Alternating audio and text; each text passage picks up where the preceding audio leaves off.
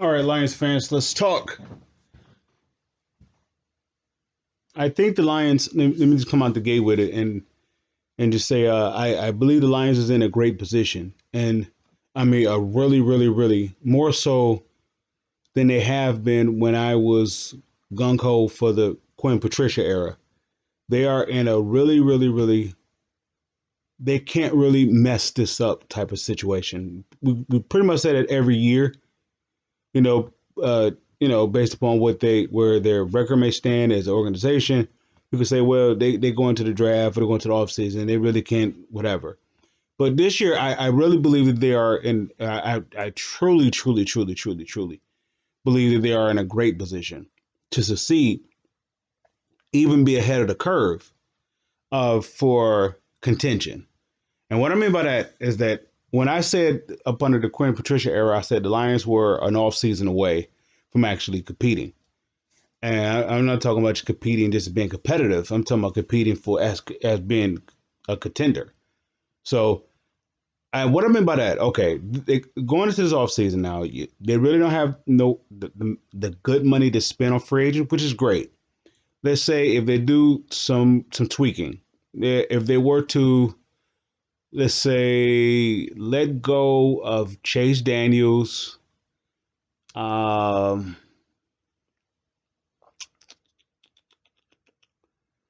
uh, maybe a few others. I'm drawing a blank. It's two more. Danny Shelton and there's another gentleman that I'm missing.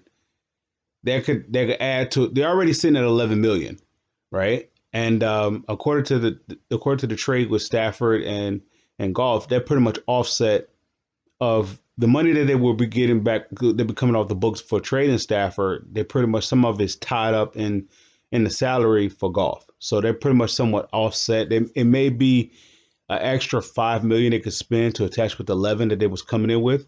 So you're looking at 16, but then you make a few cuts. You Danny Shelton, Chase Daniels, and it's a true font. Those three cuts, right? Now you add more money to the. Now you in a somewhat nowhere near like a to go on a spending spree, but you're in a good position to build for the next 2 year windows. Now, out of all the years that the Lions have actually been, uh, they could symbolize, not symbolize, they could simulate, not simulate, they can actually take what the Dallas Cowboys did in the 90s and actually be their template. They are in the perfect position to make that happen. What I'm saying by that is, okay, Jared Goff is your Troy Aikman.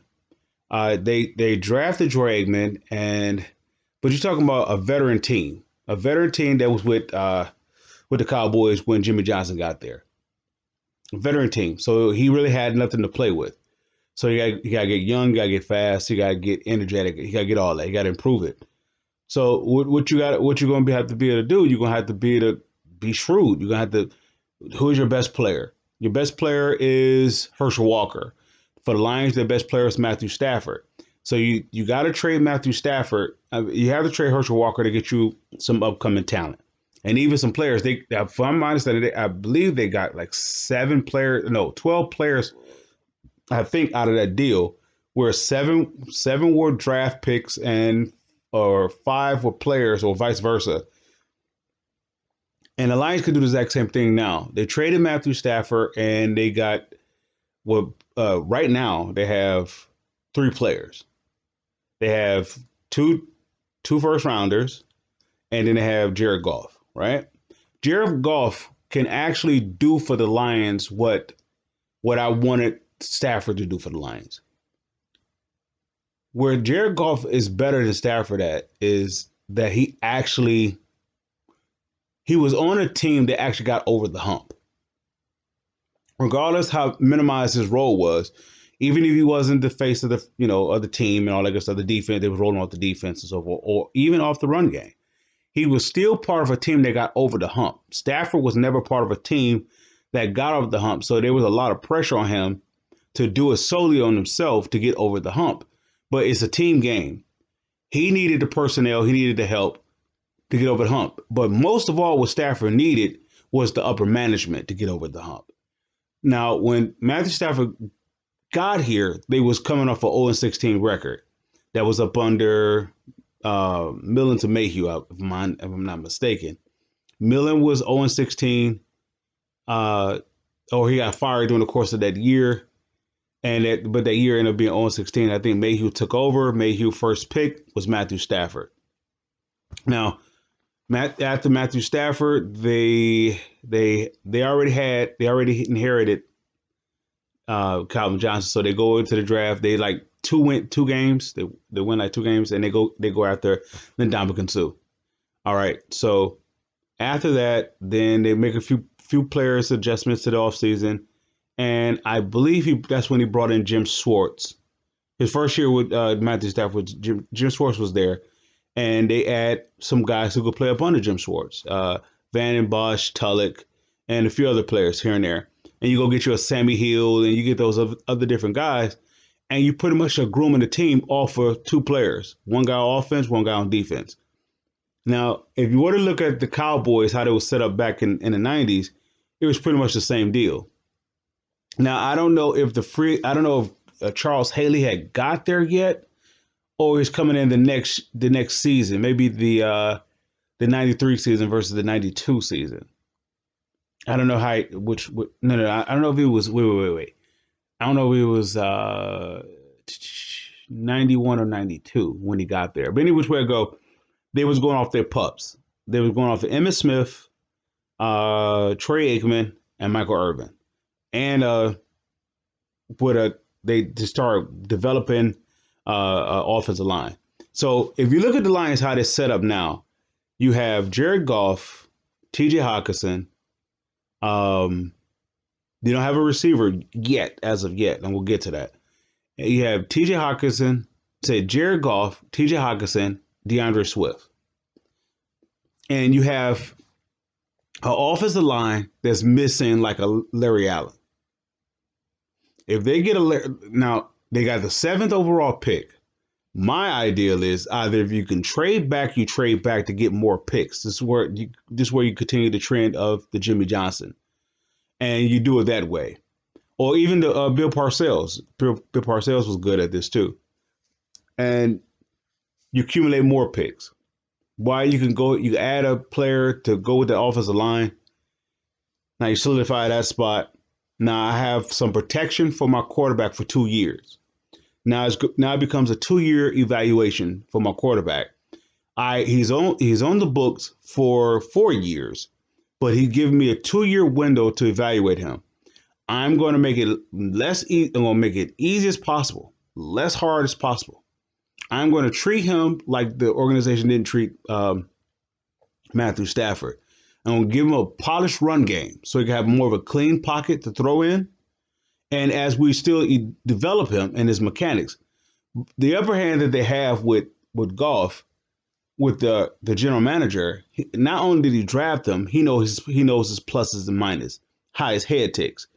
He knows if you get the right personnel in here, what they can do to help him fine tune his game. So, okay, he did his homework. Before he made the trade, he already had his sight in mind what he was going to do. He saw the situation is a possibility that Stafford won't be here. So what he's going to do, he's going to draft a guy or he's going to bring in a rental.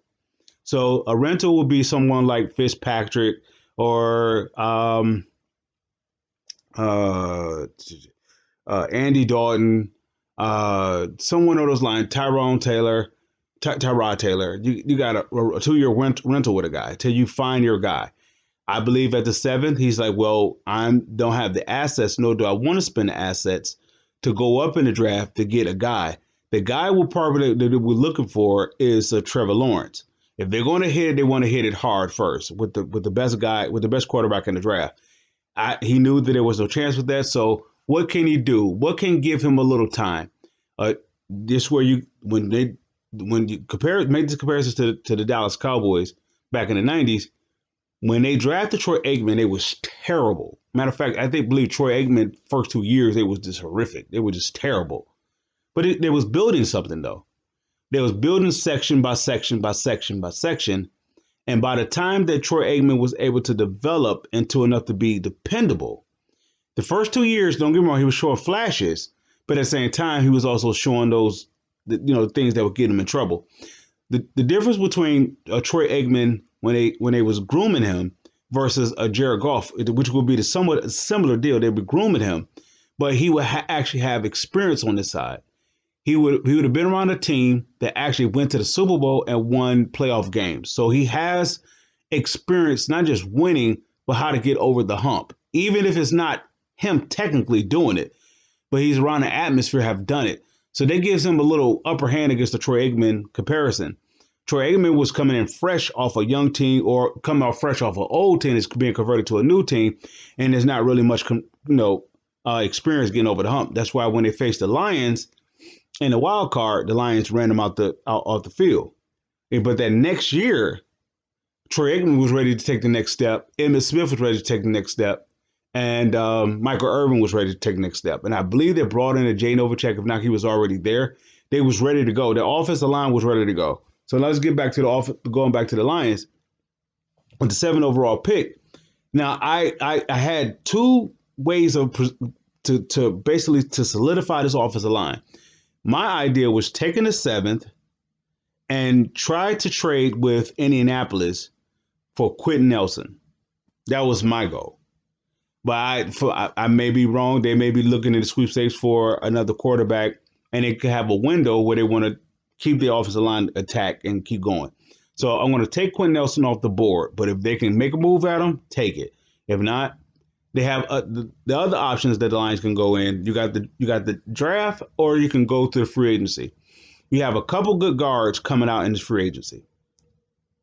A couple good guards that you can come out, or you can go in a draft and get the best available tackle.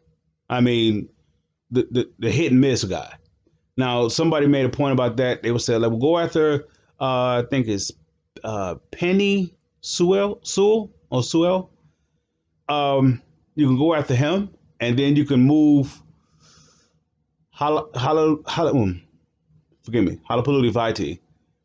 You can move over to guard, or even the guy that Penny Sewell, he can play guard, and you have versatility where you can make it work. But one thing you have with that offensive line that Matthew Stafford never had, you have an all-pro in Ragnow. You have not so much of a slouch or improving player in Taylor Decker. Matthew Stafford has never had that. So that alone already is helping out Jared Goff. He got a guy that can cover his back with the left tackle, and you have a center that can help you basically run the offense, who can call out the counts and everything else, and who could help you be an extra set of eyes, who knows the game. So he has that going for him. And then if you go with the 7 pick, so like if they decide to keep it, all right, the options is either, for me personally, it's not defense with the 7, unless you trade him back.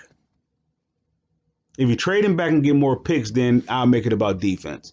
If not, with the 7 overall pick, I'm trying to go up a little bit higher, and I'm trying to get the best the offensive lineman on the board. The one that's going to solidify that. If I get an offensive line for Jared Goff for his 2-year window, and even so, through this 2-year process of evaluating Jared Goff, I'm also accumulating continuity with my offensive line. Your offensive line you put a lot of investment into it over the past since Quinn and over to Holmes. You put a lot of investment to the offensive line. Now you will have a solidified run game. At the same time, now we're going to the free agency this year, and we have a little bit of wiggle room. Let's say, like, for example, they may come out with 15 to 20 million to play with. They may. Depends, of course, how when the cap is really solidified, what the number is going to be. I believe they're going to have the range between 15, let's say 12 to 16 million to play with, right? So you're not gonna really get a lot of young talent here for cheap. Now you can do it. You can of course you can do a source of ways. You can bring back Marvin Jones, and you don't have to front load his contract. You can back load it. You can finagle it. You can wiggle around and make it work. Now, or you can go after the Kenny Galladay and pay him a max amount of dollar, and you still can finagle it where you can uh, not front load it, back load it. Because by the time the Jared Goff contract is coming off the books, Kenny Galladay's will be kicking in, but your offensive line will still be solidified. You would have evaluated Jared Goff. You would have a running game. So if you go into the future, go get your quarterback, is pretty much ready to go for the quarterback because you have his best friend. You have a run game, you have a receivers, you have a tight end. You are in a good position. Plus, if you did it right, you still got those those 4 first-round draft picks coming in. You have 2 in 22 and 2 in 23. So you still got those first-round draft picks. So they have the template of the Dallas Cowboys to go off of their triplets. And if you would want to say they're quadruplets, or they're quads, you can say quadruplets. You could say is Troy Aikman, Emmitt Smith, Michael Irving, and Jay Novacek. That's where your quadruplets. You could say that. The Lions is actually grooming himself in that position where Jared Goff will give you a 2-year window to show you if by him being a veteran guy that have had some experience of actually winning and losing, it's not that which guy you're going to get. Is he going to be the winning one or the losing one? But you get a guy who's battle tested. So it's like equivalent to Troy Aikman when they went against the Lions in '91. He really wasn't there yet, but he was almost on the cusp of going there. To get to go, he was almost the next step of take. He was at the point to go to the next step of himself, which is where the comparison, which is why I give the upper hand in the comparison between Matthew Stafford and Jared Goff, because Jared Goff is in a position actually to take the next step. Matthew Stafford was like 33. There is no another step. How he is how he is. Where he's at is fitted for a team that's already figured itself out what they're going to be, who they are, and so then pretty much be in contention. So that's why you get the top tier talent, top tier teams that's in contention that was going for him because some fact that they believe that he is ready. He's a polished guy for a polished team. What Jared Goff is, he's not really polished yet, but he was around a team that had some success. He was battle tested. So that's the plus minus that I would give him over bringing in a rookie.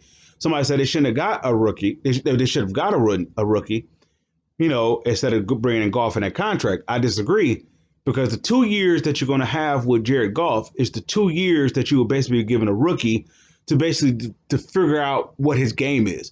Jared Goff doesn't have a game yet, but he has success with the game that's haven't been polished yet. You hear ex-quarterbacks will say that he need to go and work on the mechanics, do this, whatever. Okay, if that's the adjustment that he needs to make the next step of himself, that's minor tweaking versus bringing in a rookie quarterback that you don't even know what you have. Your team doesn't even have an identity. You don't have no position group that's actually solidified. So you need some kind of stability or something that you work with. You're retooling, but you need less. How can I say? You need less manufacturing as possible. So what Jared Goff does for this team, it puts them all the way around and puts them in a win-win situation. It puts them in a position for all that to build for the future, build for the present, as well as be removed from the past. Now, going back to Brad Holmes. Now, this is funny because Matthew Stafford inherited a team that was up under bad management. Now, how do I break that down? Okay, Matthew Stafford came to the Lions off of 0-6 team. That was up under Matt Millen, from my understanding. Matt Millen was fired, I believe, in the midst of the season. If not, I don't know how that goes. Mayhew took over. He ended up I think he was the interim GM, and then he eventually became the GM. That next year, that first year he drafted Matthew Stafford. Now now he has to erase all the blunders, picks that didn't pan out, all the contract, everything. He has to fix Matt Millen's mess. All the picks that Matt Millen didn't get right, he's in the hole.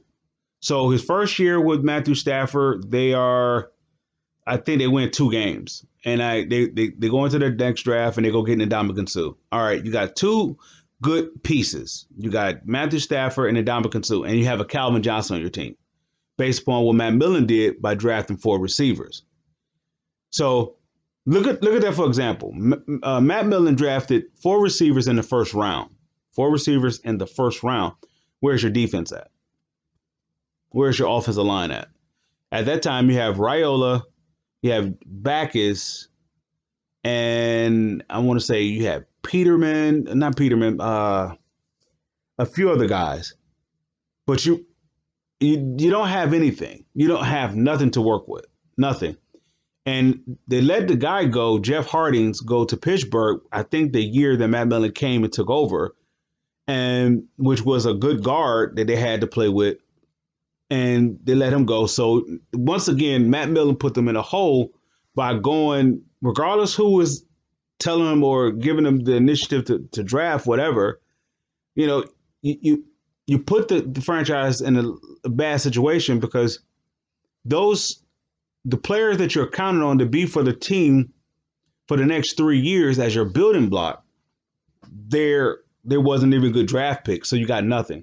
So Mayhew was in a hole from what Millen did. So he has to clean up that mess. He basically got to do a 2-for-1 deal.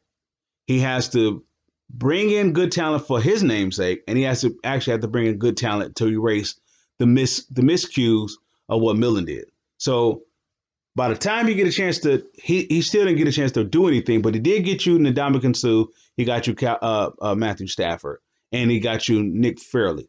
So with that is what you build off of, right? That's with Mayhew. And then you get to the point, you're going up a little further, you get some success. You brought in the Jim Caldwell, based upon what Jim Schwartz did by adding his guys here, with the coaching of Jim Schwartz and being able to do a little bit better job, and Mayhew doing a little bit better job than what Millen did. He is able to get you a team that gets you to the playoffs, right? So now all you have to do is build off of that. The only problem is you cap strap because your 3 best players are up under the rookie cap. Up under a rookie contract that is really, really, really high. Matthew Stafford, Calvin Johnson I believe, is about to go into extension or is finna get an extension. And then you had Ndamukong Suh. And you're drafting low again. You got Nick Fairley. Well, you won a few games, and you get Nick Fairley. So, but the other thing you have to do now is build off of that. So, but they didn't do that. So now here come Bob Quinn. Now, Bob Quinn actually has to clean up the mess where Mayhew misfired. When they couldn't sign Ndamukong Suh, they didn't get no compensation back for him one way or another. Now that leaves you with the hole. They had a gap guy and Haloti Ngata, but Haloti Ngata was there based upon Jim Caldwell. So Jim Caldwell is gone. So now you still got to fill that hole. You had the opportunity to do that with drafting Aaron Donald, but you didn't go with Aaron Donald. You went with Eric Ebron to basically complement Matthew Stafford. So by Mayhew not solidifying the offensive line, Matthew Stafford is he's in a hole because now you got to give him offensive weapons to basically make up for the lack of an offensive line. Because if you have a improved offensive line, let's say a good to great offensive line, then or best we could say good to respectable to great offensive line. Now you can run the game. If I could run the game, I don't have to go spend a first round pick on a tight end.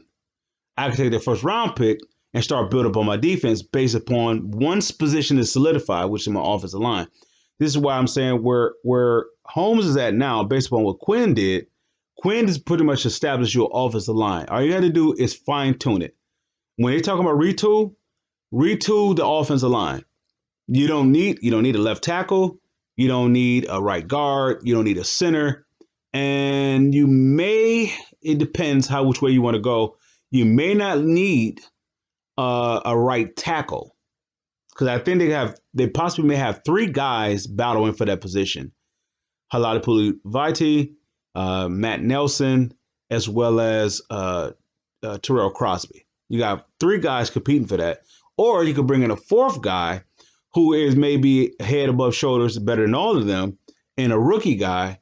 Or you can go to the free agency and bring you a legitimate guard like a Tunney or I can't think of the guy from Washington. Not Trent Williams, but I think they have a guard. I think Keith. I can't think of his name. He's out there. So what my suggestion for the Lions to do, if you can trade back with the 7, the whole purpose is not to get a quarterback going up to get a quarterback. I'm dropping back to get more assets. It's not even assets in terms of just solidify the defense. I'm not going to do it that way. I'm getting more assets so I could put players in position to go forward. I'm looking to upgrade a position if I could do it that way. What I'm saying is, let's say, for example, if my anchor on the defensive line is Trey Flowers. Well, I'm going to have to give Trey Flowers the best complement players I possibly can. The best players that's going to make his job easier so he can be better because he is my anchor. So I'm getting guys that's on his level, playing level, or above his playing level. What I'm doing in free agency, I'm going at the guy like Ndamukong Suh, who is a veteran, who doesn't have to do a lot, but just enough because he still gets respect. So it's equivalent to what Adrian Peterson did when he first got to the Lions last year. He had instant respect, and you had to respect him. The reason why it didn't work out because they went away from the run. Now, you don't run him into the ground. He give you that respect level. So now you got a young guy in DeAndre Swift that can hit you. So now what Ndamukong Suh does, he give you that respect level still, right? But you got a guy in Penasini. You got a guy that you may draft in or bring in as a free agent, whatever. Let's say you go in the draft and get you another tackle, whatever. You got those guys that you ride off of. But Ndamukong Suh gives you the respect. He sets the standard along with Trey Flowers, right? They set the standard. All right. And if you want to really go over the top with it, man, just stay with me. I'm going after Von Miller, even off that injury, because he gives me respect. Like I said, if I got the 7 overall pick, and I trade back, I'm going after one or two positions. The best linebacker, linebacker on the board, or the best offensive lineman on the board. When I'm looking at the 7 overall pick, if I can't trade back and I'm stuck with that pick, I'm going with the best offensive lineman or the best linebacker group. I got 2 guys in free agency that I'm targeting, with possibly three guys that I'm targeting. Basically 3 position groups. So I'm targeting the defensive line, I'm targeting the offensive line, and I'm going to target the linebacker group or secondary. If I could make a play for, let's say, for example, I cannot get Von Miller. Let's say I can't get him. So I'm going to, instead of going after the linebacker core, I'm going to go after the secondary. Give me somebody that can play the safety position that's going to make me solidify that's going to solidify that safety position. Even if you want to go a stretch by going after Patrick Peterson and putting him in that backfield. That secondary. I don't know if he's in a position to play safety, but I will try him at safety. So I will see if he's willing to play safety, and I'll go after him at safety, right? So let's see. But that offensive line, I'm looking to solidify that because it doesn't just establish a run game. It gives me continuity for my offense. So I don't have to worry about the offense like the Lions failed to do with Stafford. They didn't They didn't build the offense right. They had a good quarterback, but they were responsible for his demise. That's it's Matt Millen, Mayhew, and by the time Bob Quinn was there, if Bob Quinn was able to do what Holmes was able to do this year with Matthew Stafford, last year you would have got 2 first-round picks for Miami, right? You possibly could have got Tua. You probably could have got Isaiah Simmons as well as your draft pick. So you got 2 first, you got 3 first-round picks. So if you still want to stick with Okudah, you could. If you want to trade some of those picks and go get more players, you could. But I think their arms was tied with the Matthew Stafford deal. If they could have, I'm not going to say Matt Patricia would have been a better coach, but I would have said he would have had a better team to coach. Now, don't get me wrong, the players that he brought in, they were good, but I mean, they were okay. But if you don't survive off of them, you survive off of young talent, drafted players. Once again, it goes back to what Mayhew misfired and what Millen misfired. And they misfired, it cost Bob Quinn a lot. So when y'all hear me say on the videos that Quinn cleaned up the mess of Mayhew, this is what I'm talking about. His misfires of bringing in players is put the team back. Then somebody can say, well, that's not fair because Quinn drafted Jared Davis and Teej Tabor.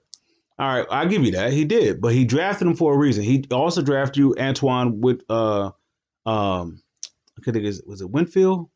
The linebacker. He drafted Kittle, not Kittle, Nettle. And he drafted a few other guys, Ashawn Robinson and so forth. Now, he didn't misfire on those picks. Now, he drafted the players based upon the coach that was with him. Now, if the coach is not here, those players going to have to be adapt to the next regime. And that's where it failed. Teej Tabor and Jared Davis couldn't fit in Patricia's system, mainly because Patricia's system didn't have a system per se. He had a lot of knowledge, but no system. How do you find out if you have a system? It has to be battle tested. He took his lumps with the Lions of being battle tested, but he didn't get a chance to develop a system yet. So he don't even know where to put a player to succeed at because he don't even know what his system is. He doesn't know a lot of information. So this is where they dropped the ball again. By bringing in, you have a veteran team or you have an experienced team or actually a team that's going in the direction of winning and you go get somebody that's a rookie. That's ownership accountability. Now, I said in a video in times past that if they're going to do a retool or rebuild, it has to start from the top on down. The ownership is going to have to take this in as their baby. And if you look at their offseason, what they did from the top positions on down, Quinn did a lot of heavy lifting, got rid of a lot of those ex people, ex people that was up under Millen and up under Mayhew. He got rid of all of that. He brought in new people, right? Or the new people, either people they brought in no longer have their position. So the new guy could come in and bring his own guys, which is what you're seeing now. He's bringing in head coaches to be his ex-head coaches to be his offensive coordinators. He's bringing ex-players to be their position coaches and so forth, and even ex-players being coordinators. He's bringing in ex-players to be, like I said, ex-coaches. So now, say, for example, you have Anthony Lynn and Mark Brunell to help out who? Jared Goff. Because I believe Brad Holmes saw the opposite. Now, if everything worked well, if everything worked well like it did, he would have a Jared Goff up under Anthony Lynn, up under Mark Brunell to develop his game, right? So he could take the next step of his game. Also, it can actually give you a 2-year window to actually scout out the next heir apparent to the quarterback position, or the one that can take over. So it puts him in a good situation. But it actually gives you accountability, something that Matthew Stafford never had. Now, look at all the coordinators. Look at this night and day how they're doing this. Night and day. based upon the ownership. The ownership is taking a different direction, like how to put this team together. She's asking for help versus say, hey, we're not going to worry about the help. We're going to do it the way we feel. We're going to bring in a guy that we want, that we like, and we're going to roll with it. This is how you get stuck with Matt Millen for, I think, 5+ years. This is how you get Mayhew for 5+ years. And you don't progress. You know, you get so high, or either you don't progress or you get so high it can go past the next phase. So you bring in a Brad Holmes. A Brad Holmes has a clean slate to do what? To do what his job is. What do you do? Instead of him having a tree, like a bunch of position coaches, or coordinators up under his tree that he brought in. No, he bringing in coordinators and so forth that actually have had experience, and that's becoming his tree. So, say for example, but where Brad Holmes lacks of where he's inexperienced, you bring in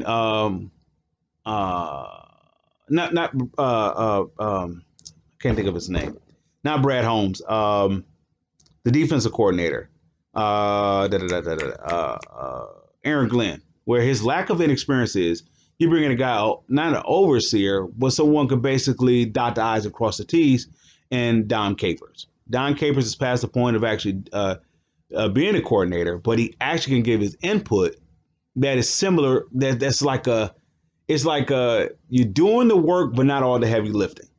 So now what they can do with this team, if you build up the offensive, if you finish the offensive line, make that the goal is to get continuity with the offensive line. That gives you a 2-year window. When you're building up that offensive line, the continuity of the offensive line is being built as to give the quarterback a 2-year window to basically show you if you can build with him or not. But at the same time, your offensive line is solidified. So if Goff is not the guy, you actually bringing in a rookie guy, a rookie quarterback that he could start from day one. Or you go into free agency and bring in another guy. But any which way it go, your team is ready to go because you're putting that quarterback in a position to succeed by not having to do all the heavy lifting. So the quarterback can actually, once Troy Aikman was able to get an offensive line, he was another guy.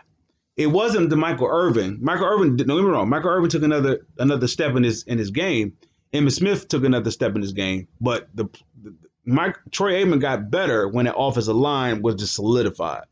I believe when they got that the last draft of 91, they go into the 91 offseason, and I don't know if they get Larry Allen. I don't know if that, whatever they did, you had Mark Tuinei, I think Stepnowski, Larry Allen, not Russell Maryland. I can't think of the other guy on the left side. Eric Williams, I believe. Eric Williams, I think he was a right tackle. And I forgot who they had on that left side. Anyway, once they got that offensive line together, Troy Aikman was able to breathe. Why? Because Emmitt Smith could take the next step in running the game. Running the ball. So that gives Troy Aikman they don't have all the pressure on his head to make all the throws. Now the game gets a little bit simpler. You bring in an offensive coordinator to simplify it, right? I think that's when they brought in Nerve Turner, and he simplified the offensive line. Offensive game plan. I think it was quick reads, whatever, right? So now you're allowing Jay Novacek to come to his own. Michael Irvin is taking the next step. Emmitt Smith took the next step. Troy Aikman took the next step, and I believe they brought in. I think they have a Kevin Martin for a year. Then next, they drafted, I think, Alvin Harper, or they got him in free agency. I forgot how that goes. And now you have a compliment to Michael Irvin, but that compliment to Alvin Harper, that he's a deep threat guy. So the compliment to Michael Irvin is also the compliment to Jay Novacek, which is also the compliment to Emmitt Smith. Trey Aikman couldn't help but to succeed, and couldn't help but to succeed. But they all this happened based upon the Herschel Walker deal. Now, don't get me wrong. He brought in some coordinators. He brought some free agency. Free agency. He brought some free agent players. This is what I'm suggesting with the Lions. If the Lions have 15 million to spend, let's say roughly 16 million to spend, I'm going after that offensive line. I got to make a decision which way to go. If we can go after go through the draft to get the guy to make what do we need? Now we need to do evaluation. What do we need to make this offensive line better? The defensive line is pretty much up under a full evaluation because a lot of these players could be great up under a new, easier system, simplistic system, or they could actually just be who they were. So you don't know. But that offensive line has been battle tested enough. You know what you're getting out of Ragnow, which is your main guy, and you know what you're getting your counter help or your complementary piece in Taylor Decker. You got a good rookie, last year rookie, in Jonah Jackson, which could be a right guard, and you don't know what you really have in your right tackle yet. So that's where your evaluation come with your right tackle and your left guard. So it depends how you want to do it. You want to go into the draft and go after a guard or a tackle in the draft. It depends how you want to do Halapoulivaati. Halapoulivaati is I don't know where I was going with that. It depends on what you want to do. You want to keep him at guard, where he is best at, playing guard or playing tackle in his upcoming system. Maybe in that last system up under Bevel, he was no good. But in his new system, he could actually be better at it solidifies in the spot. Let's say like he's good at guard. So then before you got to get you a tackle. Now you have to determine if you want to go with Matt Nelson as your tackle, or do you want to bring in somebody, as a free agent or draft. So my key addition is they already have their quarterback in a 2-year window, which is equivalent to giving a rookie a 2-year window to figure out who he's going to be. Not master his game. A rookie's coming in, he don't even know who he is. He can come in with some success, but that success is not who he is yet until he can duplicate it over and over and over again. Year in and year out, you knew what you was going to get with Stafford. Stafford, for 12 years, 13 years, or you pretty much knew maybe like his 5th year, this is what kind of guy he is. He's not going to be a guy that's going to get you over the hump. He may be a guy that can get you to the hump, maybe, but not get you over the hump, unless you have everything in place for him to be the piece to get you over the hump. If you got to ride on his back and get you over the hump, that's not him. He's not a guy that you could build a team on and take you to the promised land. He is a guy that if the team is already ready to go to the promised land, he can do with the necessary pieces to be the head and the leadership on the field, whatever, to come up ready to work and get you over the hump. So Jared Goff, they don't even really know what they have in him, because I don't even think the Rams knew what they had in him. Much as people may criticize his game, all I know is that he got you some playoff wins, and he played in the Super Bowl. Some people say that he botched that. Now he cost them the Super Bowl. Okay, you could say that, but that's his inexperience. I don't think his game was even fine tuned. I don't think he had a game. I think that was off of raw talent, what he was doing. It wasn't even developed yet. But that's where a Mark Brunell and Anthony Lynn come in at. They can fine-tune him to have him to take the next step. But you got 2 years to see if you can take that next step or not. That's why the Jared Goff is a great deal. It's a great deal for 2 counts, because you get something for the future, you get something from the present, and you're allowed to move away from the past. If you stay with the past with Matthew Stafford, you can't go to the future, and your presence is pretty much stunted because there's no wiggle room to do anything. Now, Matthew Stafford was great at negotiating contracts, restructuring his contract, to say it that way, to actually do some finagling, to bring this player in and whatever. But the problem with that was they never gave him any help. They never had a plan to go in and build the offensive line until Bob Quinn got there. By the time Bob Quinn is getting there, he's on his way out the door, not Stafford, but Bob Quinn's on his way out the door based upon Patricia wasn't able to take the next step. So, but what Bob Quinn did do, he did help you with the offensive line for Stafford. So either which way it go, if you kept Stafford is maybe one player away on the offensive line for actually Stafford to take the next step or being the team is being a Stafford, being a quarterback, that Stafford's going to be going to the Rams. If you got Stafford offensive line, what Quinn did, he got you, he put you in a position if you wanted to keep Kenny Golladay or not. He put you in that position. And by drafting him. So, but he got you also TJ Hawkinson.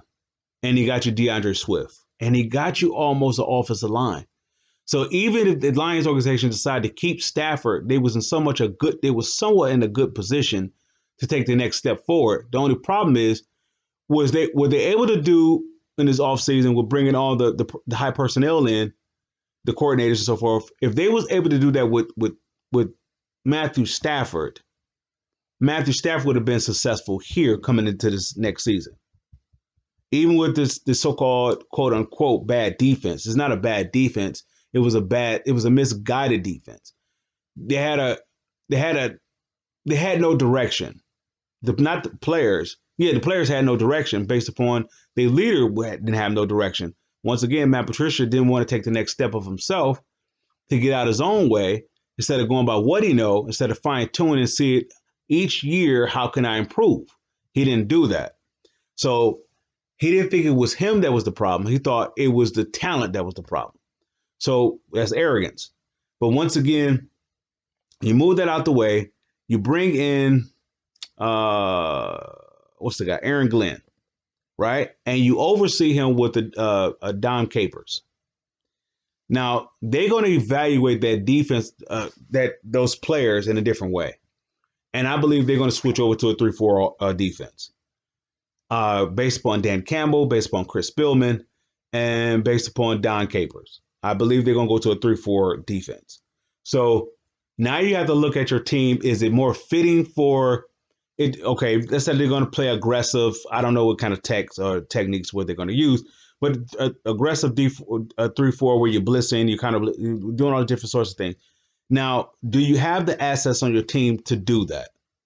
That's what they're evaluating that with. That's why I said the defense is a necessity, but not as much as a necessity as that offensive line. And somebody was like, no, but our defense was bad. I don't think our defense was bad. I think the direction of the defense was bad. I don't believe Matt Patricia had a plan for the defense. Because I don't think he has a plan himself. I think he's just good. I think he's like what Matthew Stafford will be going to the Rams is what Patricia would have been coming to the Lions.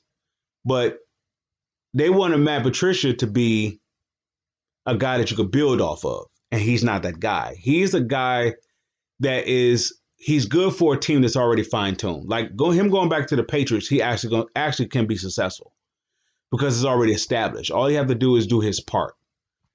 Now, with that being said, the Lions is actually in a comparison, more so of a comparison upon the Holmes and Campbell than they are with Quinn and Patricia being a template of that Bill Parcells, the Giants Bill Parcells, or you can even say the Jets Parcells, or you can say the Cowboys Parcells, or wherever Parcells went, you could say the template of that, or you can add a little bit of Jimmy Johnson in there. And that's why I believe they're going to go to the 3-4. You can see this. I don't know. Maybe that could be me just wishful thinking, that they taking a page off of that toughness that Jimmy Johnson, Bill Parcells, Sean Payton, they're going to take off that page. And you allow Brad Holmes to be aggressive at getting you talent, hidden talent, later talent. You allow him to do his job of doing that, right? And they even brought someone to help him out to do the areas that he don't have to do. So once again, if Matthew Stafford was coming to a team, let's say if the reverse effect was Jared Goff and Matthew Stafford was switching shoes. If Matthew Stafford, what Matthew Stafford is going to the Rams, it will be equivalent to Matthew Stafford coming to the Lions, the way this team is headed. It's like, I say you give this Lions team maybe 1 to 2 years, And within this 2-year window, this Lions team will be a Rams team. It will be that Dallas Cowboys team that went up against the Lions in 91 and they lost. And they go into their offseason and they go add on to what they was building. This is what Brad Holmes is what he's going to do is going to be the missing pieces. He's going to be the missing piece to Bob Quinn. Bob Quinn was the missing piece to Mayhew. Mayhew was the missing piece to Millen. So all of a sudden, what I'm saying is Brad Holmes is going to have the easiest job to do out of all the general managers. He's going to have the easiest job to do. He don't have to hit home runs. He don't have to bring in franchise players. He don't have to do anything. All he has to do is continue to build. Build off what's already established. You got an offensive line that's established. You got some good defensive players on your team. They just don't have an identity. They don't have a leadership in terms of a direction, what kind of system they can best excel in. They don't have that. But when you have a Dan Campbell, he could bring in ex-players in. He got a guy that's talking about Ndamukong Suh is talking about it. Ndamukong Suh probably come back and play for him and Jared Goff. So, but I'm saying this team is in a better position to be in contention in 2 years than people think that it's going to take a lot longer. And I say that with Quinn and Patricia because I thought where Quinn and Patricia was at or where the team was at. Oh, no. Let me correct that. The players that they brought in, I thought was going to immediately assemble into what this team is now. But it's not. It's taking it till unfortunately for them to leave for this team actually have a sense of direction. When Miss Sheila Ford Hamp took over, she didn't have to do a lot of heavy lifting. Quinn did that. And Quinn didn't have to do a lot of heavy lifting. Actually, he did. He had to clean out a lot. Yeah. He had to clean out a lot of mess of Milton. No, I definitely stand corrected. He had to clean out a lot of mess of Mayhew and Millen. He had to clean out a lot of their mess. So when you get to Brad Holmes, all he has to do is do what he did, with the Rams. Go scout some talent. Go find me those later round picks. I'm going to even give you some first round picks. This team is ready to go. I say within 2 years, they will be in contention. This year, my ceiling is 8-8. My ceiling is 8-8. Normally, I would go in kind of optimistic or play the card based upon you got an offense in Stafford. I'm not worried about that offense. I'd be concerned about just doing something with the defense. So I could say they're going to win 11 games. All right. But if the defense doesn't have, or if the head coach if the team doesn't have direction, they have direction in the offense, but they have direction in the defense, then there's your 11 wins. You're going to lose like 5 of those 11. So you're going to be like 6, you're going to win like 6 games. So, instead of being 11 and 5, you will be 6 and 10. So, and that's what normally that's what happened. But if look at this, fast forward to what they assembled now, they put them in a position more so to succeed than it is to fail. So now they can succeed in multiple ways. They can succeed in the draft. They can succeed in free agency. They can succeed based upon the pieces that they have here already. And they can succeed by actually drawing in actual talent that want to be here. Once again, they move the Jared Goff trade actually put this team in a contention. Now the fans are going to say, contention how? They got a bad defense. They don't got nothing to struggle. No. You got to look past what you see. What I'm saying is the template is down. All you have to do is fine tune it. All they do is add a few pieces here and there. They got to restock the defense. I don't think so. This defense just need a scheme. They just need a system that they can thrive in. This is where you get guys like Dom Capers that he can evaluate to see which how these players best succeed at. What are they? This defensive line is here. 3 techniques, 2 which best suits these players to be a cohesive unit. And this is where they're going to. I believe Don Capers was he the wasn't he with Carolina as the head coach or defensive coordinator? I'm not sure when it was rebuilding. This is of course before Ron Rivera took over. I believe so, and he turned that defense into a. Everywhere he went, Don Capers have been. Of course, I know how he was when he was with the Packers, and I believe they won a title with him with his defense. So I'm saying with Don Capers, you get Ndamukong Suh, go after Ndamukong Suh, Von Miller, and I want to say Patrick Peterson. But if you go after somebody else in that secondary, cornerbacks, I'm not, you don't have to invest into that. I believe they're okay with the cornerbacks. Even with the slot, I think they're okay. Maybe safety, if anything, because I think other than Tracy Walker, I don't know if you have anybody. You got Will Harris. I don't know what else you got back there. So if you want to invest into that, you can. But that's still a small situation. I mean, it's not a huge situation because I believe you got two good corners in Warrior and Okudah. By having Don Capers and Aaron Glenn, I believe they can put these players in a better position. And Dan Campbell, let me say it that way. Dan Campbell, they can put these players in a better position to actually succeed versus to fail. When you don't have a leader that has a plan, you can't help but to plan to fail because you're going to go in blind. You're going to go in arrogant. You're going to go in that I know what I know better. And to some degree, it actually did work for Patricia. His approach actually did work. The reason why it didn't succeed is because he didn't take the next step of himself. If he took the next step of himself, he wouldn't have been so stubborn based upon what he knew. So when you go into those games and you lead in the fourth quarter and you can't solidify that's over a 2-year span. So if you can't close it out, that's based upon not being able to know what to do in those situations. But that's studying. That's improving. Patricia he didn't want to do that. And I believe with Dan Campbell would capitalize off of that where, in other words, say this way, with Dan Campbell had that small little window of coaching with Miami, but it was experience nonetheless. Experience from a disastrous turmoil type situation that he somewhat gave life. That gives him that experience. Like I said, Patricia came here, he wasn't battle tested.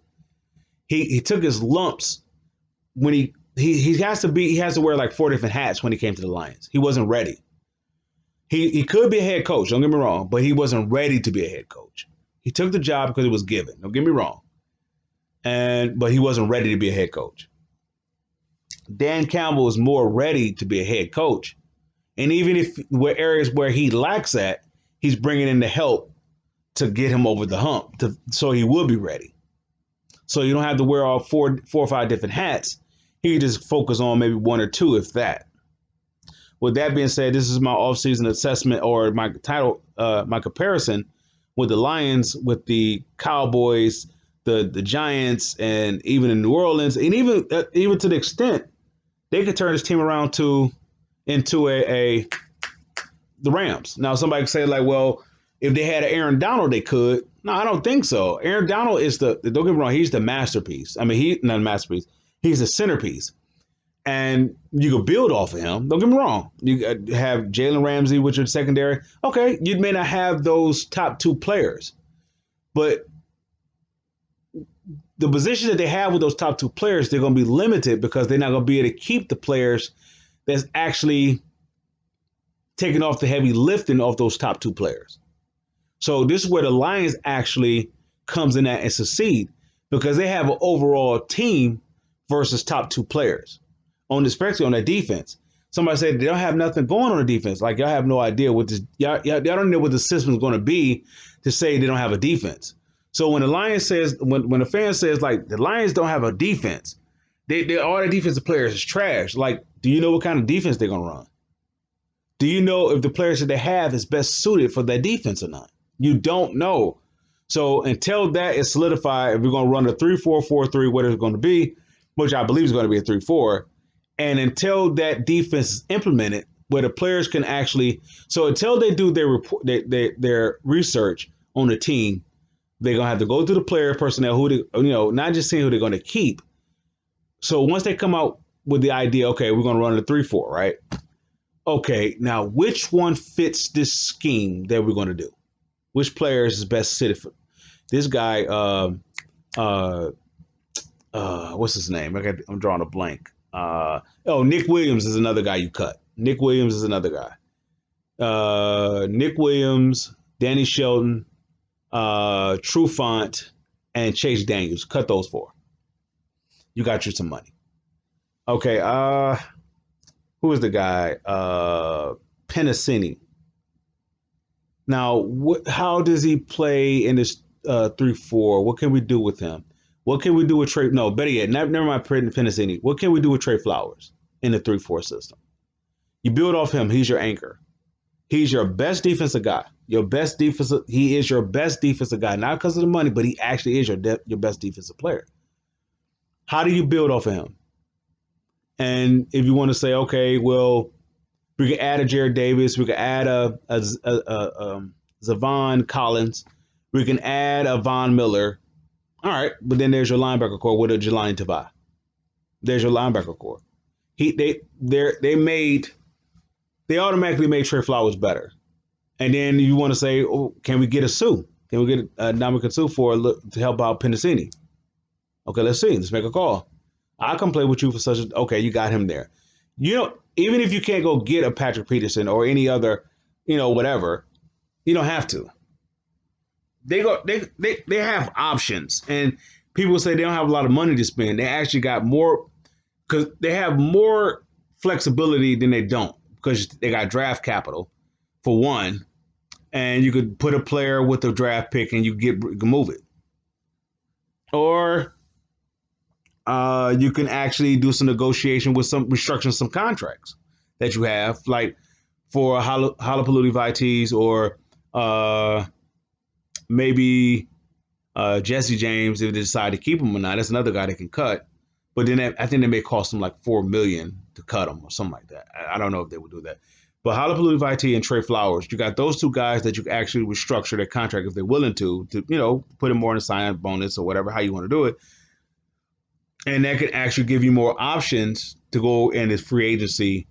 I'm saying they have options. People say this team is terrible or they're in a bad situation. They don't have no money. They don't have this. When they made that Matthew Stafford trade, that gave them more flexibility to get rid of the past or to get out of the shadow of the past of Millen and Mayhew and finally start anew. And it gives you actually to actually put a template of what kind of team you want to be for the present. And with that present, you have a foundation how you want to build for the future. This team is actually in a good situation, is in an actually fantastic situation. And the reason why it is because they're retooling or they're rebuilding started from the top. The ownership took over and she did it in a different direction than how the previous owners did it. She went in a totally different direction. She got guys in a top position to do their job. Each one of them is not going to have to wear 4 or 5 different hats. Where one lacks, she got them help. That's how you build a team. If you're, just hypothetically, your best guy on the offensive line is Ragnow. So if you want him to succeed, you get him help. You give him complementary players, not just players that can play the position next to him, but players that can play it to his level or above his level. They got to hit the ground running. Jonah Jackson is proof of that. You hit the ground running. There's a turnaround with Taylor Decker. I don't know if they got to do with the money or got to do with him being healthy. I don't have no idea where his resurgence came from, or it could just in fact that the offensive line head, the O-line coordinator or coach, whatever, was actually more understandable. Whatever, the system was more adjustable. Who knows how all that can come into play? But I believe is off of Ragnow. If you have a anchor, you can build off of that. That's why I say build off the offensive line. Let that be your identity until your defense gets ready. And while your offense is, if you were to invest into your offensive line, that allows your defense to show you what it is. You don't even know what it is. You don't even know what you got. So, but at the same time, that the offensive line give you enough time to evaluate Jared Goff's situation for 2 years. By building the continuity of the offensive line, they got somewhat of a continuity. By building up that offensive line, I think they retained a offensive line coach. I believe they did. I'm not sure. I don't know. I may be wrong. But by having somewhat of an offensive line established up under Quinn and Patricia, they could add, fine tune it, make it legit, make it good. I mean, good to dominant, whatever how you want to do it. That gives you a 2-year window to evaluate Jared Goff's situation.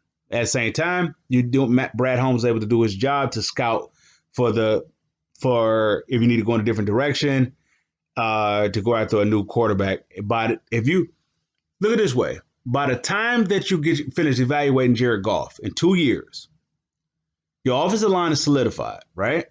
You pretty much have a running game. And you evaluating your quarterback. If you can't move on with him, you move away from him. If you can't continue to go with him, you move on from him. And if you're moving on from him, then you can go into the draft with your quarterback in mind. And you can just go hit the ground running. Or if you can you may have a Matthew Stafford on the table. Not him per se, but a type of deal on the table. Maybe Aaron Rodgers is actually leaving wherever team that he's on, and he could come to a team like the Lions and take him over the top. We never know. With that being said, Lions fans, I salute.